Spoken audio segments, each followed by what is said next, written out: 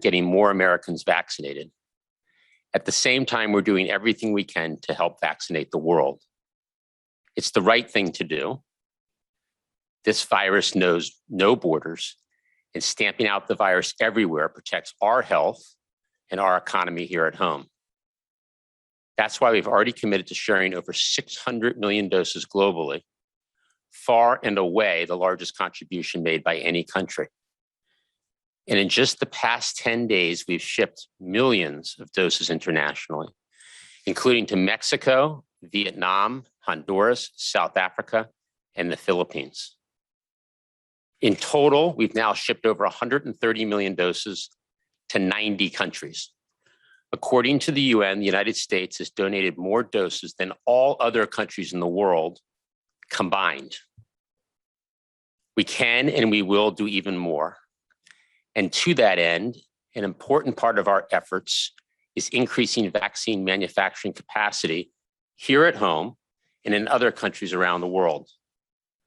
Increasing vaccine manufacturing requires investing across the whole supply chain, from lipids to bioreactor bags to vials to syringes. Over the past several months, we've done exactly that. Thanks to the actions we've taken, including the President's use of the Defense Production Act, we have significantly accelerated production of critical vaccine manufacturing equipment, inputs, and supplies. And we've expanded fill-finish lines at factories so we can get vaccine doses into vials faster and at a larger scale. These actions have paid off as American companies have significantly increased their capacity to produce vaccines for the US and for the world, including those 500 million doses of Pfizer we have pledged to purchase and donate to the lowest income countries in the world. Today, we're taking another step to expand US manufacturing of critical vaccine inputs, a nearly $3 billion investment in the vaccine supply chain. This funding, which will start going out in the coming weeks, will enable companies that manufacture and produce vaccine inputs to add new production lines and facilities, and to also expand fill-finish capacity. This $3 billion investment in our vaccine supply chain will create thousands of good-paying American jobs, help us deliver on the President's commitment to be the arsenal of vaccines for the world, and strengthen our long-term capabilities to respond to future threats. I want to close with this thought. We're doing everything in our power to ensure everyone, both here at home and around the world, has access to vaccines, because more vaccinations are how we end this pandemic. So if you are unvaccinated, our message is simple. Don't wait any longer. Do your part. Visit vaccines.gov or text your zip code to 438-829 to find a site near you. And please, please go get vaccinated today. With that, over to Dr. Walensky. Thank you, Jeff. Good afternoon. Let's begin with an overview of the data.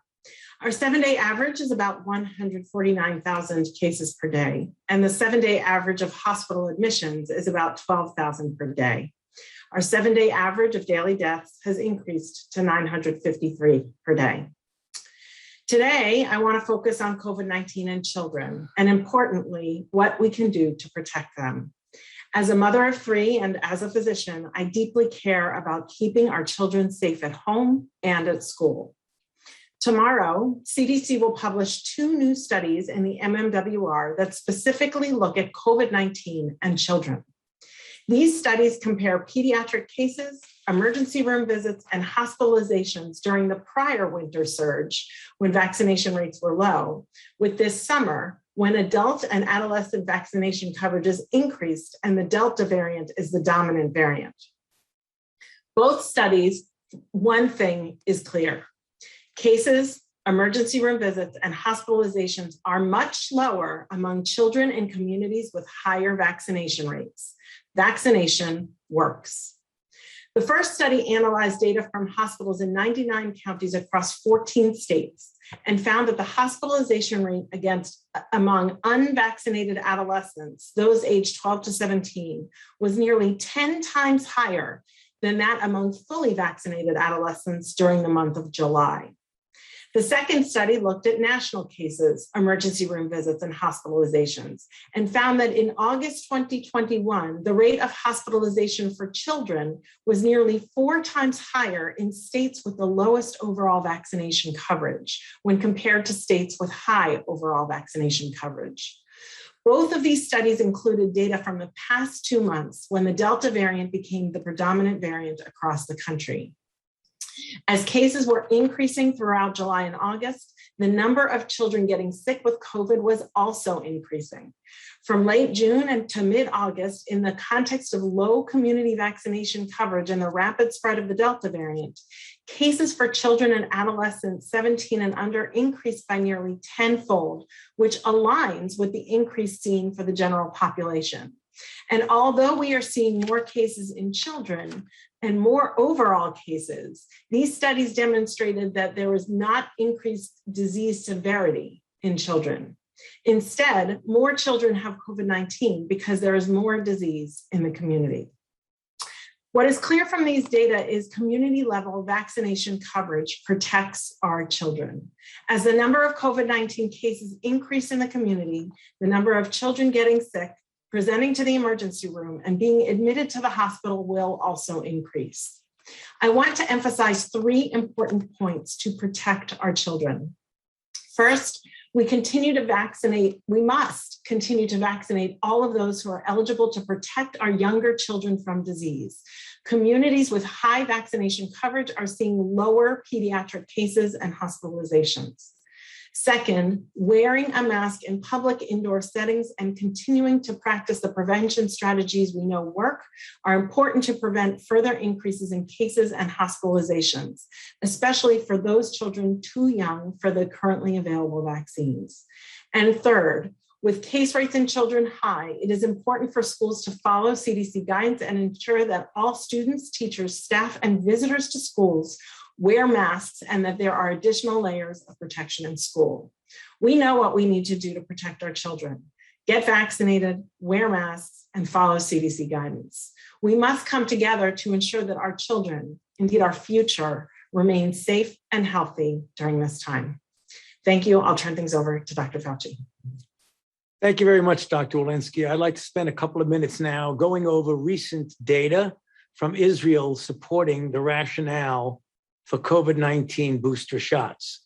So on the next slide, we see new PCR positive infections and new severe COVID cases in fully vaccinated people during the Delta wave in Israel from June 1st up to, in this case, August the 1st. So clearly, Delta is dominant and is responsible for new cases, including severe disease. Next slide. However, in a study that began 2 days before the August 1st deadline I showed you on the prior slide, a study of a third booster of the Pfizer vaccine was approved for individuals 60 or older, and 1.1 million who were eligible for the dose got it between July 30th and August 22nd. And a rather substantial positive impact was seen. 12 days or more after the booster dose, there was a greater than tenfold diminution in the relative risk of both confirmed infection and severe disease. And in this paper by Baron et al., on the next slide, the individual data are shown. So if you go from left to right, the bottom dotted line is the dashed line represented no additional protection. On the vertical axis is the fold reduction in risk of 3 doses compared to 2 doses. So the numbers 1, 3, 5, 7, that would be 7-fold reduction in risk or 9-fold reduction in risk. And if you eliminate the 1 and the 2, which is probably bias there, psychological bias, and look at what happens from day 3, 4, 5, 6, and on. When you get to day 12, you see a substantial diminution in risk of infection. And in fact, that represents here about 1 million individuals who received their third dose. And if you look all the way on the right, you see about a 10, 11, or 12% reduction. Next slide. Looking at it in another way, in a different study, when you looked at the reduction in the odds of testing positive, comparing 2 doses versus 3 doses of the Pfizer vaccine. And in this study, in a one HMO in Israel, the Maccabi Healthcare Services, looking at more than 150,000 people in the first 3 weeks of August, they compared the 2 dose with the 3 dose, and they found after 7 to 13 days, up to 68% reduction in the risk of infection. And after 14 to 20 days, a 70 to 84% reduction in the risk of infection. There's no doubt from the dramatic data from the Israeli study that the boosts that are being now done there and contemplated here support very strongly the rationale for such an approach based on the very favorable data associated with boost. I'll stop there and back to you, Jeff. Thank you, doctors. Why don't we open it up for a few questions? First question. We'll go to Tamara Keith at NPR.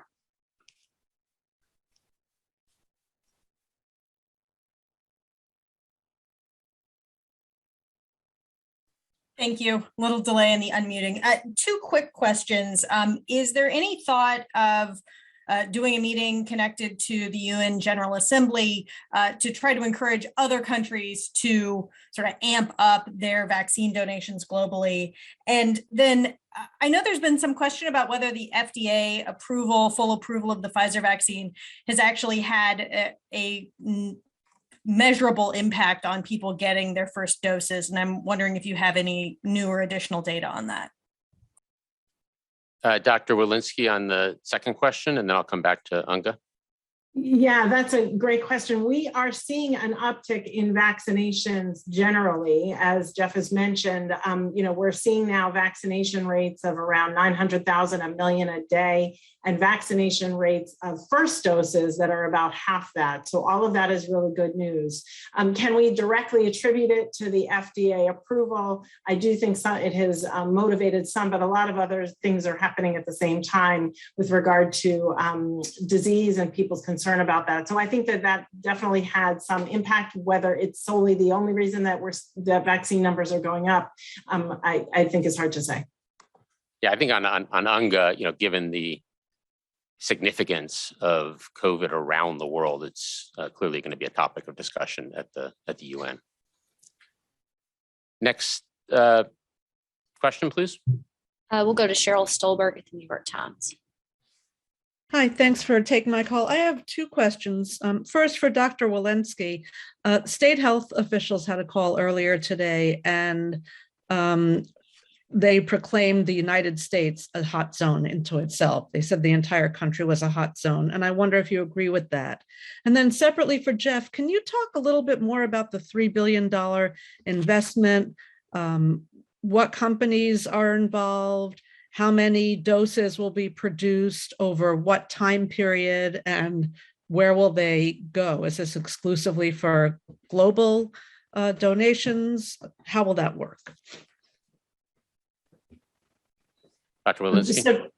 So to start, the important thing that I will say is where we have more vaccination, we have less disease. That's very clear. Certainly the Delta variant is more transmissible, but in areas of the country where we have less vaccination, we absolutely have seen less disease.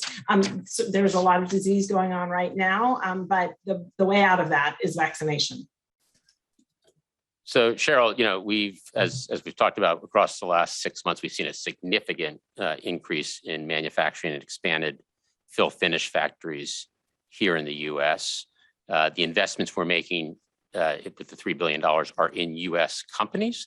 However, that will expand their capacity for critical supplies, things like lipids, bioreactor bags, tubing, needles, syringes, new plants for rubber and protective gloves. So we're also looking at PPE.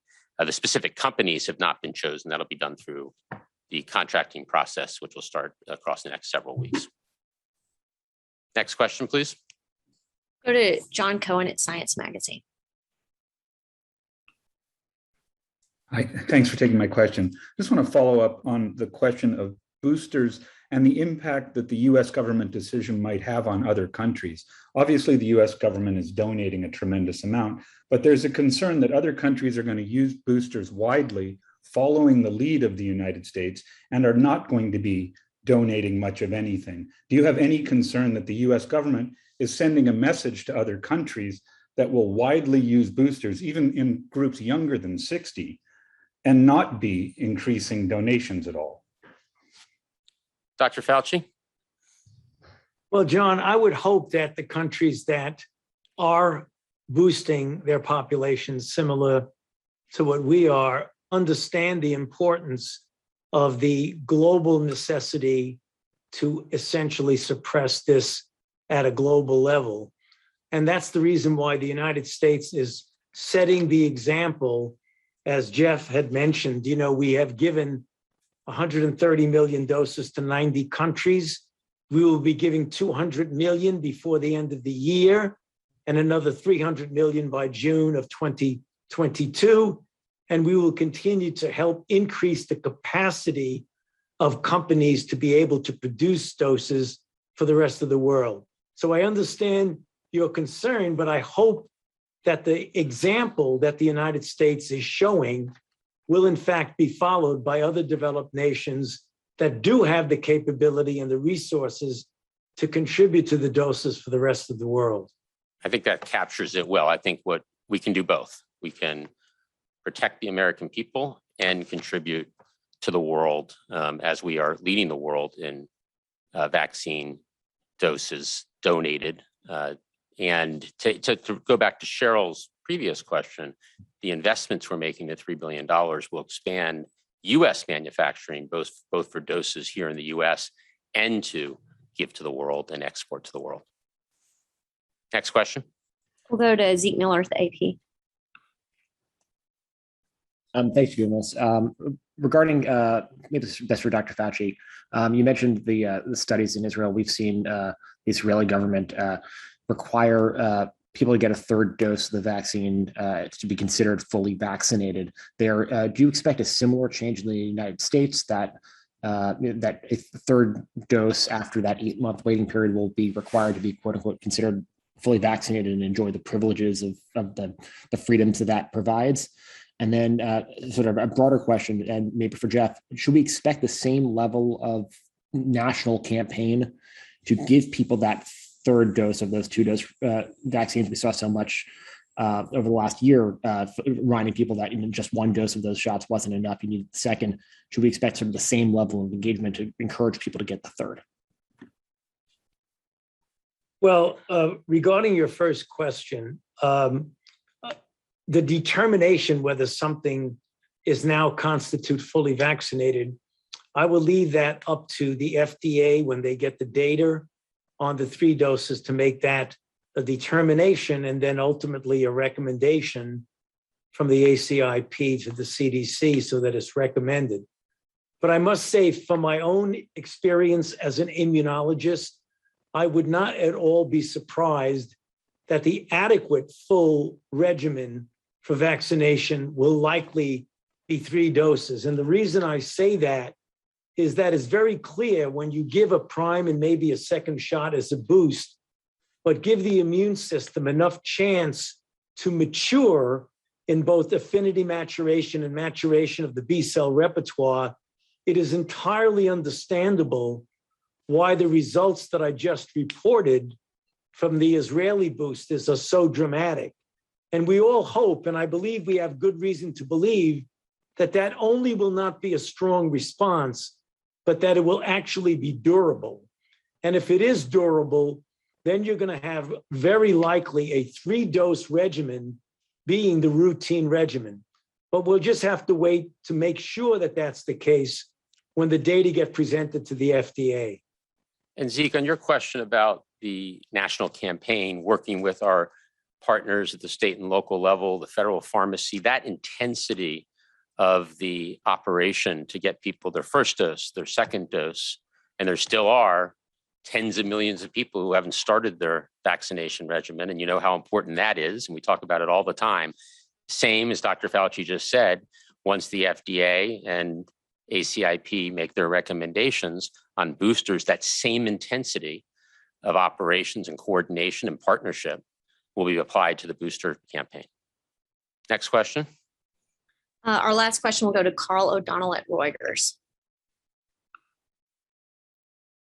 Hi, thanks so much for taking my question. So I wanted to ask about the new variant of concern identified on Tuesday by the WHO, the Mu variant, MU, which some people are saying is less or is more resistant to vaccines than other variants so far. And just want to see if that's something that you guys are concerned about, if you have any plans should that start to spread in the US, and whether you think that by getting booster shots out there that it reduces the risk. Dr. Fauci? Well, yes, we certainly are aware of the Mu variant. We're keeping a very close eye on it. It is really seen here, but it is not at all even close to being dominant. As you know, the Delta is more than 99% dominant. Even though it is not, in essence, taken hold to any extent here, we always pay attention to, at all times, variants. This variant has a constellation of mutations that suggest that it would evade certain antibodies, not only monoclonal antibodies, but vaccine and convalescent serum-induced antibodies. But there isn't a lot of clinical data to suggest that. It is mostly laboratory in vitro data. Not to downplay it, we take it very seriously. But remember, even when you have variants that do diminish somewhat the efficacy of the vaccines still are quite effective against variants of that type. Bottom line, we're paying attention to it. We take everything like that seriously, but we don't consider it an immediate threat right now. Dr. Walensky, anything to add there? Nothing to add. We are watching it carefully. There have been sequences here, but again, as Dr. Fauci said, over 99% of the sequences we're seeing right now are Delta. Good. Well, thank you for today's briefing. We'll look forward to seeing you early next week. Thank you.